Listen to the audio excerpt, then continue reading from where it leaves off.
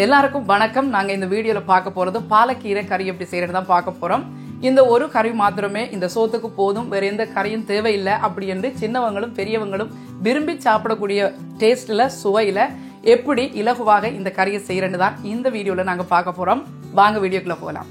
இப்ப இந்த பாலக்கீரை செய்யறதுக்கு நான் 2 பிடி கீரை எடுத்து நல்லா சுத்தமா கழுவி இத பாருங்க, இந்த மாதிரி பெருசு பெருசா வெட்டி இருக்கிறேன். என்னன்னு சொன்னா இதை அவிச்சிட்டு நாங்கள் அரைக்க போறதுனால உங்களுக்கு சின்னதா வெட்ட வேண்டிய அவசியம் இல்லை.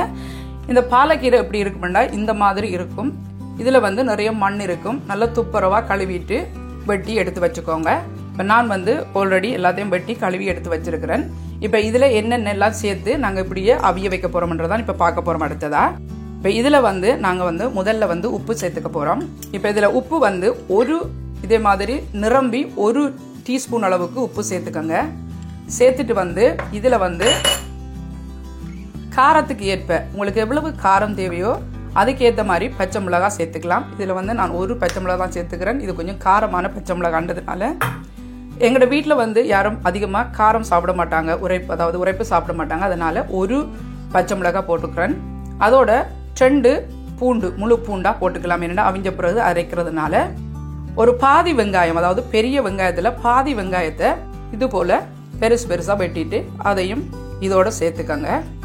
சேர்த்துட்டு இப்ப இதுக்கு கொஞ்சமா கருவேப்பிலை பேருந்து நாங்க தாளிச்சு போடலாம். அதனால கொஞ்சமா கருவேப்பிலை போட்டுக்கங்க.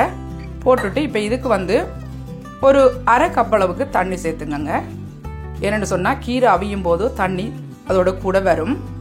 இப்ப என்னன்னா நம்ம கழுவும் போதும் தண்ணியில கழுவினபடியா தண்ணி ஊறும். அதனால இப்ப இதை மூடி போட்டுட்டு இப்ப நம்ம வேக வைக்க போறோம்.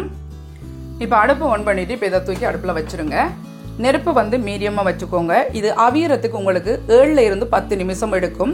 இந்த கீரை அவிய கீழே போறதுனால மூடி கம்ப்ளீட்டா மூடப்படும். ஏன்னா அவியும் போது கீழே அது சுருங்கிரும் கீரை. அதனால மீடியமான நெருப்புல வேக வச்சுக்கோங்க. இடையில ஒருக்கா திறந்துட்டு ஒருக்கா கரண்டி போட்டு நல்லா கலந்து விட்டுக்கோங்க. என்னன்னு சொன்னா அங்கங்க கீரை ஒட்டி நிற்கும். அப்ப கலந்து விட்டா கூட சேர்ந்து அவியும்.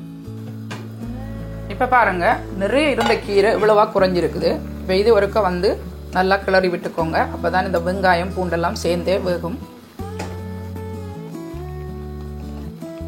இப்ப மறுபடியும் மூடி போட்டு மூடிடுங்க. இப்ப பாருங்க 10 நிமிஷம் ஆச்சு. கொஞ்சமா தண்ணி இருக்கு. என்னன்னு சொன்னா கீரை கழுவும் போது நாங்க அளவு பார்க்க முடியாத தண்ணி விடுற அளவு. இப்ப கொஞ்சம் நாங்க நெருப்பை திறந்து விட்டுட்டு கூட்டி விட்டோம்னா இந்த தண்ணி கொஞ்சம் நம்ம தேவைக்கேற்ப வத்திரும்.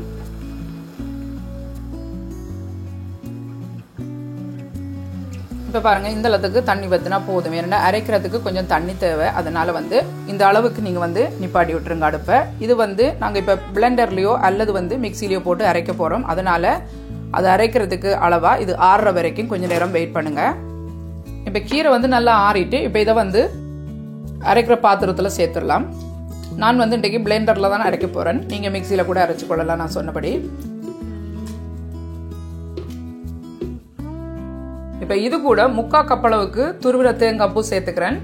இந்த தேங்காய் பூ தான் இந்த கீரைக்கு ரொம்ப ரொம்ப சுவையை கொடுக்கறது. இப்ப இதுக்கு தேசிக்காய் புளி தான் நான் சேர்த்துக்க போறேன். நீங்க பழப்புளி கூட சேர்த்துக்கலாம்.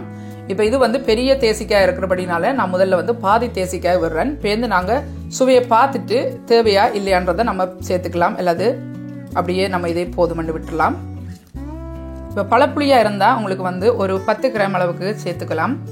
இப்ப இதெல்லாத்தையும் நல்லா கலந்து விட்டுட்டு மூடி போட்டு அரைச்சிக்கலாம்.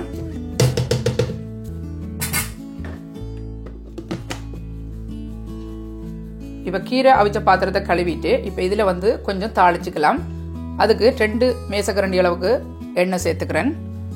இப்ப எண்ணெய் சூடானதும் அரை டீஸ்பூன் அளவுக்கு பெருஞ்சீரகம், 3/4 டீஸ்பூன் அளவுக்கு கடுகு சேர்த்துக்கங்க. இப்ப சீரகமும் கடுகும் நல்லா வெடிச்சிட்டு இப்ப இதுல ஒரு 40 கிராம் அளவுக்கு சின்ன வெங்காயத்தை வெட்டி வச்சிருக்கிறேன். அதோட ஒரு பெரிய செத்தல் மிளகாயை சின்ன சின்னதா வெட்டி வச்சிருக்கிறேன். அதோட கூட கொஞ்சமா கருவேப்பிலை சேர்த்து இதை நல்லா பொன்னிறமாகும் வரைக்கும் வதக்கிக்கோங்க. இப்ப பாருங்க, தாளி நல்லா வதங்கிட்டு இப்ப இந்த டைம்ல அரைச்சி வச்ச கீரை முழுவதையும் சேர்த்துடலாம். கீரை அரைக்கும் போது இந்த மாதிரி பதத்தில் அரைச்சி எடுத்துக்கோங்க. இப்போ கலந்து விட்டுட்டு இப்போ இதில் நீங்கள் உப்பும் புளியும் பார்க்கணும். உப்பு காணும், கொஞ்சமாக புளி விடுறேன். முதல் பாதி புளி விட்டேன்னா இப்போ கொஞ்சமாக இப்போ விட்டுட்டு நல்லா கலந்துட்டு இப்போ இறக்கிடலாம். ஏண்டா நிறைய நேரம் விடக்கூடாது, கொஞ்சம் சூடானா காணும் இந்த கீரை. இப்போ பாருங்க சுவையா இலகுவா எவ்வளோ சூப்பராக ரெடி ஆயிடுது நம்முடைய கீரை கறி.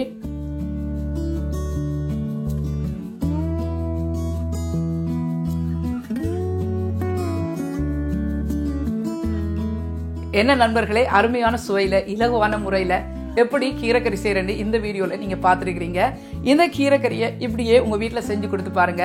உங்க வீட்டுல திரும்ப திரும்ப கேட்பாங்க, அந்த அளவுக்கு சுவையா இருக்கும். இந்த வீடியோ உங்களுக்கு பிடிச்சிருந்தா லைக் பண்ணுங்க, ஷேர் பண்ணுங்க, மறக்காமல் தனுஷ் கிச்சனுக்கு சப்ஸ்கிரைப் பண்ணுங்க. மீண்டும் இது போன்ற இன்னும் ஒரு சமையல் குறிப்புடன் உங்களை சந்திக்கும் வரை உங்களிடமிருந்து விடைபெறுவது தனு. God bless you.